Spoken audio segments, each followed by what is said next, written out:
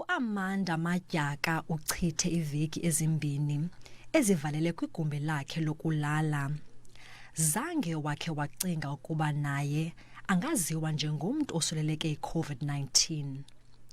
Ubomi bakhe baqala ukutshintsha ngomhla 21 ka-April emva kobalekiselwa esibhedlele. Uphuma from isolation ibingathi ndivulelwe andazi etotini, bekumnandi kakhulu.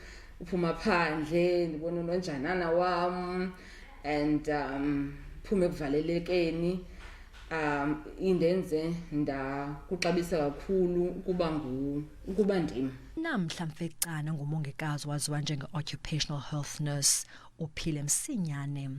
Uthe khange uthuke xa efunyaniswa lele ntsholongwane ngoba uhlala nogqirha osebenza kwi-COVID-19 ward kwisibhedlele apha eBhayi.